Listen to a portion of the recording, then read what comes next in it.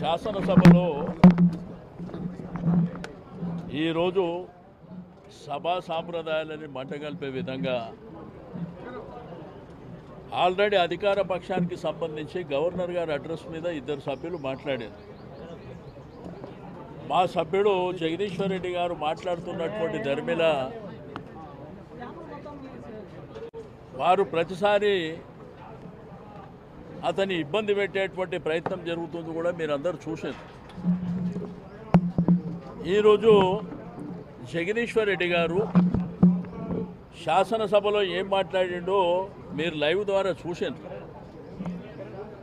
ఈ సభ అనేది అందరి సభ్యులకు సమానమైనటువంటి హక్కు ఉంటుందని, ఈ సభ ఎవరి సొంతం కాదని వారు చెప్పినారు.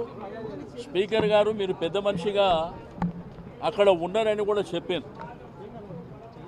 ఈరోజు ప్రసాదరావు గారంటే, స్పీకర్ గారంటే అందరికీ గౌరవం.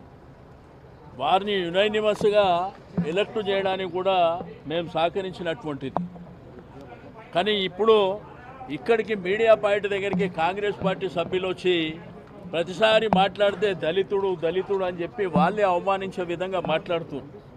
మేము ఏ రోజు కూడా వారిని గౌరవప్రదమైనటువంటి స్పీకర్గానే చూసినాం తప్ప మేము ఏ రోజు కూడా కించపరచాలనేటువంటి ఉద్దేశంతో చూసినటువంటి దాఖలాలు కూడా లేవు.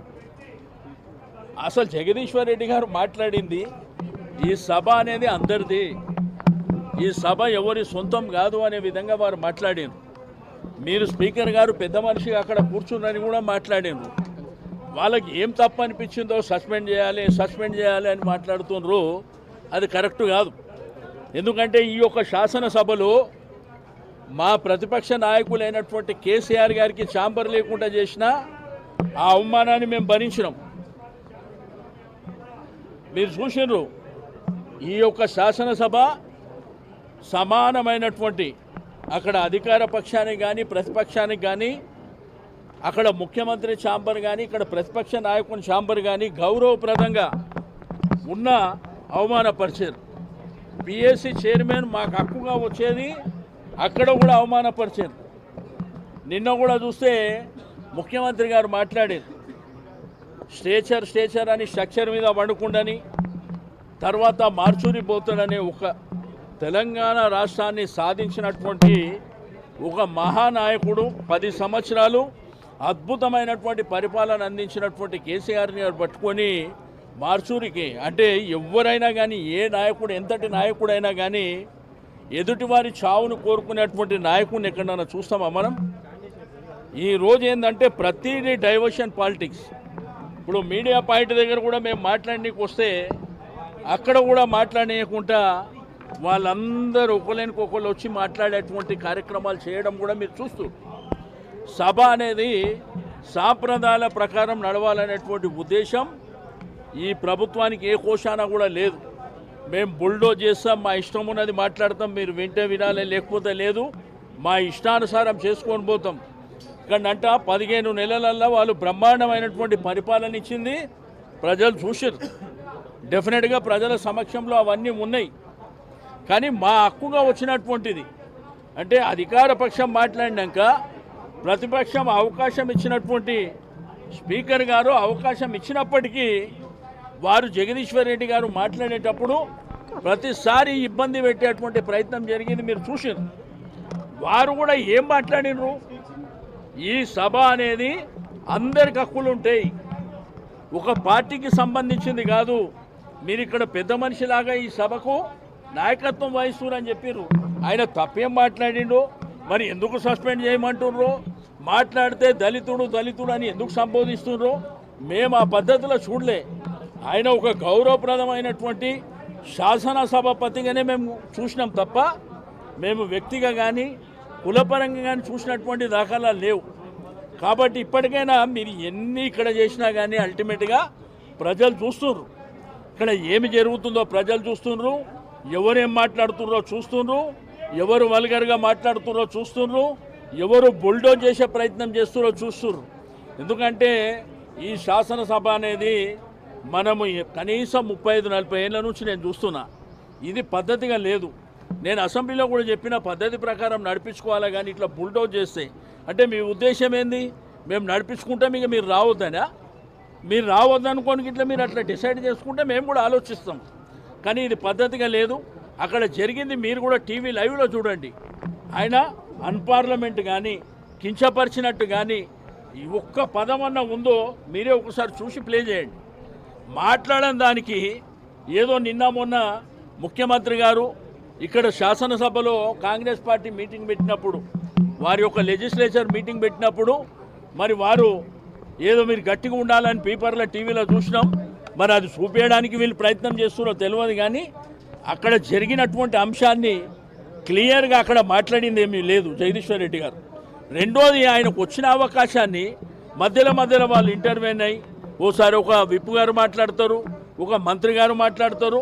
ప్రతిసారి ఆటంకం కలిగించేటువంటి ప్రయత్నం చేయడం కూడా కరెక్ట్ కాదు. తప్పకుండా అల్టిమేట్గా ప్రజలు నిర్ణయిస్తారు. ఇవాళ కాంగ్రెస్ పార్టీ అసెంబ్లీలో ప్రతిపక్షాల గొంతు నొక్కాయటానికి ఇవాళ వాళ్ళు డైవర్షన్ పాలిటిక్స్ చేస్తూ ఉన్నారు. అందరూ కూడా లైవ్లో చూసినారు. మా ఎమ్మెల్యే జగదీశ్వర్ రెడ్డి గారు వారు అన్నది ఏంది, ఈ సభలో అందరూ సమానమే, అందరికీ సమాన హక్కులు ఉంటాయి, మా అందరి తరఫున మీరు ఆ స్థానంలో కూర్చున్నారు అని అన్నారు. దాంట్లో ఏం తప్పన్నాడు ఆయన? మాకు ఎక్కడ కూడా స్పీకర్ గారి మీద మాకు అత్యంతమైన గౌరవం ఉన్నది. మేము ఎప్పుడు కూడా స్పీకర్ గారిని వారిని ఏమాత్రం వారి స్థాయికి భంగం కలగనివ్వకుండా మేము కలగనిచ్చే విధంగా మేము ఎప్పుడు కూడా వ్యవహారం చేయలేదు. వారంటే మాకు గౌరవం ఉన్నది. ఇవాళ మా జగదీశ్వర్ రెడ్డి గారు కూడా ఏమీ అనలేదు. అయితే ఇప్పుడు ఏం జరిగింది, నిన్న ముఖ్యమంత్రి గారు బయట చాలా అసభ్యంగా జగుత్సాపరంగా స్ట్రెచ్చర్ అని మార్చురి అని ఒక తెలంగాణ సాధించిన వ్యక్తి మీద మాట్లాడడం, దాంట్లో ప్రజల్లో ఆయనకు విపరీతమైన వ్యతిరేకత రావడం, దాన్ని డైవర్ట్ చేయడానికి వాళ్ళ స్పీకర్ గారిని అడ్డం పెట్టుకొని కాంగ్రెస్ పార్టీ డ్రామాలు చేస్తూ ఉన్నది, నాటకాలు చేస్తూ ఉన్నది. అట్టనే జగదీశ్వర్ రెడ్డి గారు సభలో మాట్లాడుతూ, మీరు 2500 మహిళలకు ఇచ్చినారా, మీరు రుణమాఫీ 2 లక్షల రుణమాఫీ చేసినారా, మీరు రైతు బంధు ఇచ్చిండ్రా, మీరు స్కూటీలు ఇచ్చిండ్రా, మీరు 5 లక్షల భరోసా కార్డు ఇచ్చిర్రా విద్యార్థులకు, మీరు ఏం చేసిర్రు, ఇప్పటికి ఒక్క ఇల్లన్నా, ఒక్క ఇంద్రమ్మ ఇల్లని అన్నారు, ఒక్క ఇల్లన్నా కట్టిర్రా అని అడిగిండు. 15 నెలలు అయింది మీరు వచ్చి, మీరు ఇవి చేసిండ్రా అని అడిగిండు. అడగగానే వీళ్ళు ఈ డ్రామా ఎత్తుకొని ఇవాళ ప్రభుత్వాన్ని వారు ఇచ్చినటువంటి హామీల్ని అడిగితే గొంతు నొక్కేయడం, వారు అసభ్యంగా మాట్లాడితే ప్రశ్నిస్తే గొంతు నొక్కేసే కార్యక్రమం, డైవర్షన్ పాలిటిక్స్ చేసే కార్యక్రమం.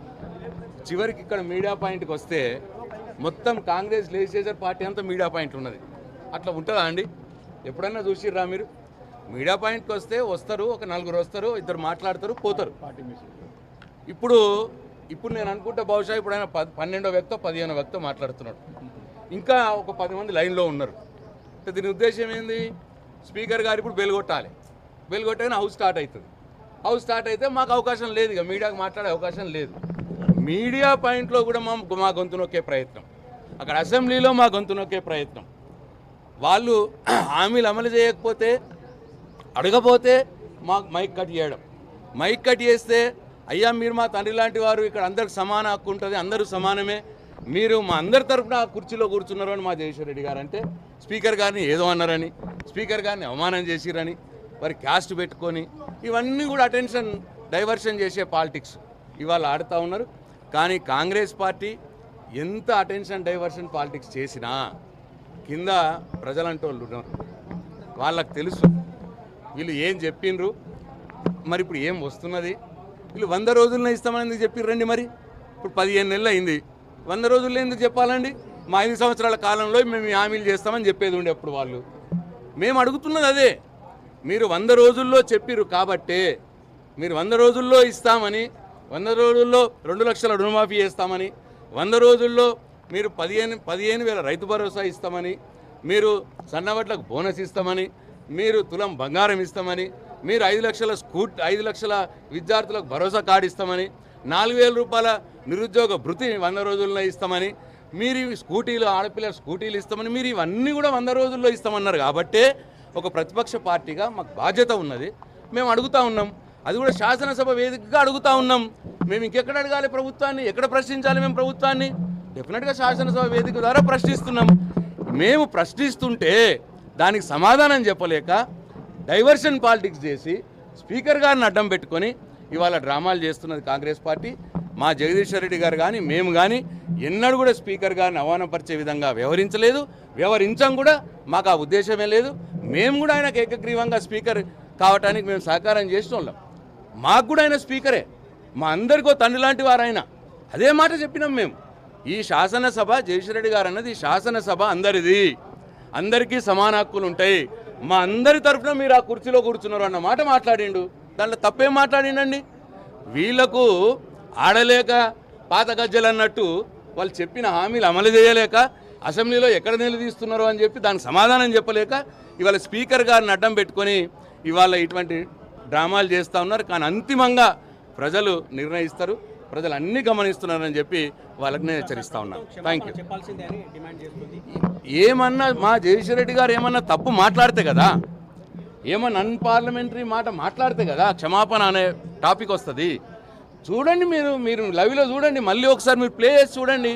ఆయన అక్షరాలు అన్నది ఏంటంటే, సార్ ఈ శాసనసభ అందరిది, ఇక్కడ అందరం సమానమే, అందరికీ సమాన హక్కులు ఉంటాయి, మా అందరి పక్షాన మీరు ఆ కుర్చీలో కూర్చున్నారు, మీరు మా హక్కులు కాపాడే బాధ్యత మేము ఉన్నదే అన్నాడు. దాంట్లో తప్పేముందండి? కాబట్టి తప్పు ఉంటే ఏమన్నా అనొచ్చు, ఏమీ అనలేదు ఆయన. ఇంకెక్కడ వస్తుందండి ఆ క్వశ్చన్? Thank you.